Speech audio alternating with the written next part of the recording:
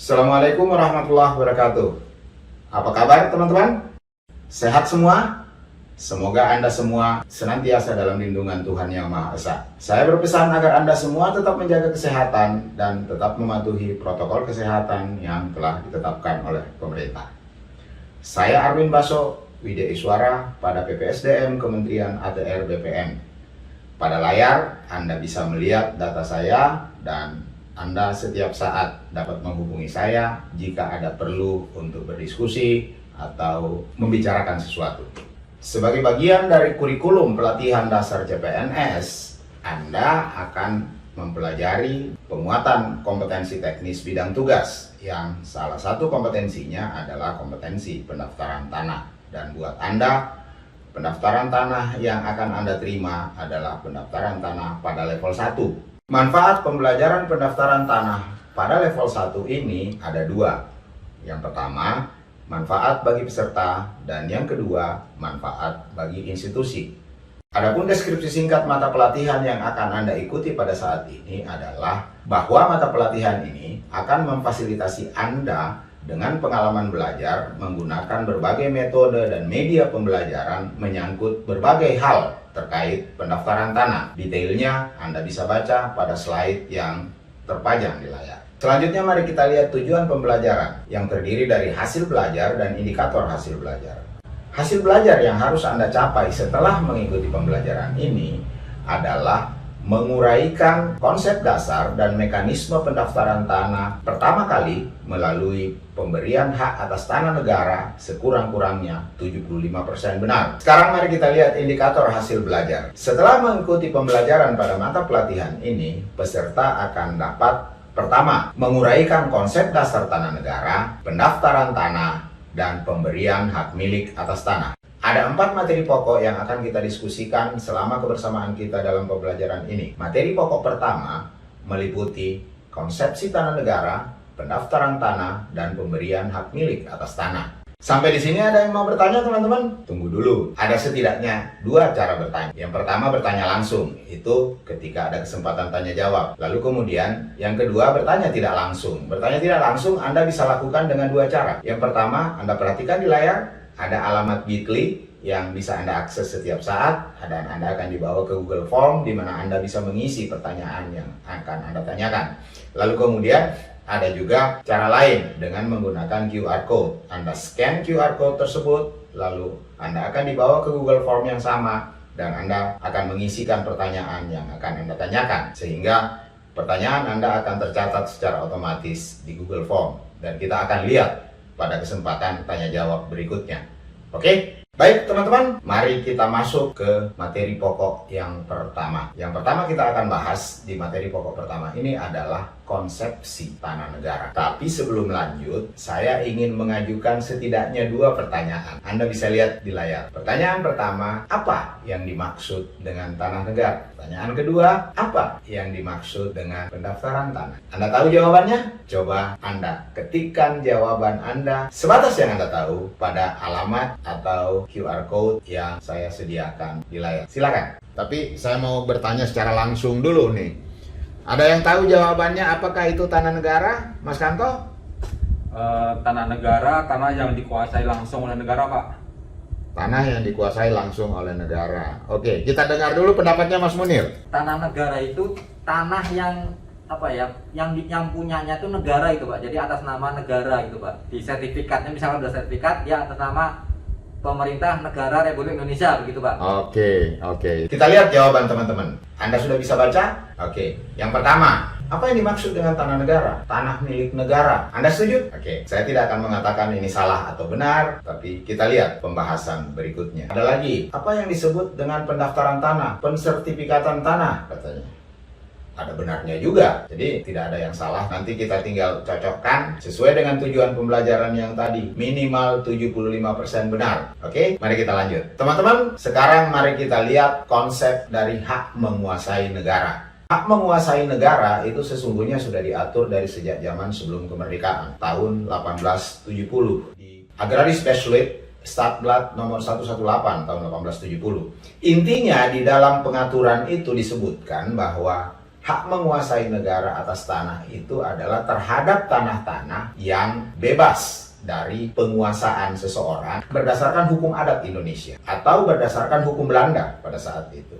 Lalu kemudian tanah-tanah itu disebut sebagai free lunch domain, tanah yang bebas, dan itu dikuasai sepenuhnya oleh negara. Setelah kemerdekaan, dalam pasal 33 ayat 3 Undang-Undang Dasar 1945 bahwa bumi, air, dan kekayaan alam yang terkandung di dalamnya dikuasai oleh negara dan dipergunakan untuk sebesar-besar kemakmuran rakyat. Hal ini kemudian dilanjutkan lagi dalam UU PA pasal 1 angka 2 disebutkan bahwa pada prinsipnya hak menguasai negara itu adalah hak mengatur, bukan memiliki. Jadi hak menguasai negara atas tanah itu bukan berarti negara memiliki tanah itu, tapi negara memiliki hak mengatur atas tanah itu. Baik teman-teman, sekarang kita lihat definisi tanah negara. Pengertian tanah negara seperti apa sih? Tanah negara dirumuskan oleh para pakar pertanahan, pakar hukum agraria. Pada intinya semuanya berpendapat bahwa tanah negara adalah kata kunci pertama, tanah yang belum dilekati hak. Tanah yang belum ada hak di atasnya. Lalu kemudian kata kunci yang kedua adalah dikuasai oleh negara. Beberapa peraturan perundang-undangan yang mengatur tentang pendaftaran tanah maupun tanah negara juga pada intinya berbicara tentang dua hal itu. Yang pertama, tidak ada hak di atasnya. Yang kedua, dikuasai langsung oleh negara. Sehingga kita bisa menyimpulkan bahwa definisi tanah negara adalah sebidang tanah yang dikuasai langsung secara penuh oleh negara dan belum dilekati dengan suatu hak apapun. Baik teman-teman, setelah kita membahas mengenai konsep hak menguasai negara, lalu kemudian definisi tanah negara, lalu saya tampilkan kembali layar ini. Apakah di antara teman-teman sudah ada yang ingin bertanya? Saya cek ke layar yang sebelah, ternyata masih kosong. Jadi, apakah ada yang mau bertanya langsung? Jika tidak ada, kita lanjutkan dulu ke pendaftaran tanah. Dari berbagai uraian mengenai pendaftaran tanah, definisi paling lengkap itu ada di Peraturan Pemerintah Nomor 24 tahun 97 sebagai turunan dari Undang-Undang Pokok Agraria, dan terutama ini diturunkan dari pasal 19 UU PA yang juga membahas mengenai pendaftaran tanah. Nah, inti dari definisi yang Anda bisa baca dari slide yang tertera di layar itu adalah yang pertama adalah kegiatannya, prosesnya, langkah-langkahnya, kemudian objeknya, lalu kemudian outputnya, lalu kemudian apa tindak lanjutnya. Jadi yang pertama, kegiatan pendaftaran tanah itu dilakukan oleh pemerintah, lalu kemudian dilakukan secara terus-menerus, mulai dari pengumpulan data, pengolahan data, sampai kepada penerbitan sertifikat sebagai tanda bukti hak. Nah, selanjutnya setelah itu akan ada juga proses-proses pemeliharaan data pendaftaran tanah, misalnya ketika terjadi jual beli, ketika terjadi pembebanan hak, dan seterusnya. Definisi lengkap dari pendaftaran tanah sesuai pasal 1 angka 1 dari Peraturan Pemerintah Nomor 24 tahun 97 dapat Anda baca secara lengkap baik di slide yang ada maupun di bahan ajar. Selanjutnya kita bahas mengenai tujuan pendaftaran tanah. Ada 3 tujuan utama dari pendaftaran tanah. Yang pertama adalah memberikan kepastian hukum atas kepemilikan tanah, kepastian hukum atas penguasaan tanah. Lalu kemudian tujuan yang kedua adalah sebagai informasi, yang mana sistem informasi pertanahan ini merupakan sumber informasi bagi stakeholder yang berkepentingan sesuai dengan kewenangannya. Sumber informasi ini bisa menjadi bahan bagi rencana pembangunan, bagi rencana investasi, dan seterusnya. Nah, tujuan ketiga dari pendaftaran tanah adalah dalam rangka tertib administrasi. Tentunya apabila seluruh bidang tanah sudah terdaftar, maka dengan gampang dapat diakses bidang tanah A, milik siapa, siapa yang mengelola, penggunaannya untuk apa, lalu kemudian ketika terjadi proses jual beli, maka itu akan mudah mengelolanya. Dan sebetulnya ada tujuan lain lagi, adalah mengurangi potensi terjadinya sengketa. Pada ilustrasi berikut di video ini, kita bisa lihat salah satu contoh hasil pendaftaran tanah yang sudah berbentuk digital. Coba kita masuk ke web browser, kita ketik bumi.atrbpn.go.id, lalu kemudian muncul layar konfirmasi, klik setuju, I agree, lalu kemudian akan masuk ke halaman peta pendaftarannya. Pada search engine misalnya kita ketik lembaga administrasi negara dan akan keluar 2 alamat LAN, yang pertama yang di Pejompongan dan satu lagi yang di Jalan Veteran. Misalnya kita klik yang di Jalan Veteran, maka akan keluar atau kita dibawa ke lokasi kantor lain di Jalan Veteran. Nah, ketika kita klik tanda yang muncul di tengah-tengah pada bidang tanah itu, maka akan keluarlah informasi mengenai bidang tanah itu, luasnya berapa, koordinat lokasinya di mana, dan seterusnya. Selanjutnya kita buka kembali sesi tanya jawab. Sudah ada di antara teman-teman yang telah mengajukan pertanyaan? Oh, ternyata di layar berikut ini sudah ada 3 pertanyaan. Kita lihat satu-satu ya. Pertanyaan pertama dari Mbak Rosa. Apakah tanah aset negara disebut tanah negara juga? Karena setahu beliau, tanah aset negara juga disertifikatkan. Jawabnya begini. Tanah aset negara itu sudah diberikan hak apabila sudah disertifikatkan. Nah, jika dibandingkan kembali dengan definisi bahwa tanah negara adalah tanah yang belum dilekati hak, maka tentunya sudah tidak ketemu dengan definisi itu. Oleh sebab itu, maka tanah aset negara tidak boleh lagi disebut sebagai tanah negara, meskipun itu memang aset negara. Jadi hak menguasai negara di situ tidak lagi hak menguasai dalam sekedar dalam pengertian mengatur, tetapi sudah memiliki. Biasanya di dalam sertifikat tanah aset negara itu ditulis Pemerintah Republik Indonesia. Pertanyaan kedua yang saya baca dari layar, apakah tanah yang berakhir haknya kembali menjadi tanah negara? Betul, kembali menjadi tanah negara. Jadi misalnya HGB, hak guna bangunan, yang sudah sampai jangka waktunya, haknya berakhir, maka otomatis hak itu hapus. Treatment khususnya adalah bahwa bekas pemegang hak itu diberikan prioritas untuk memohon kembali.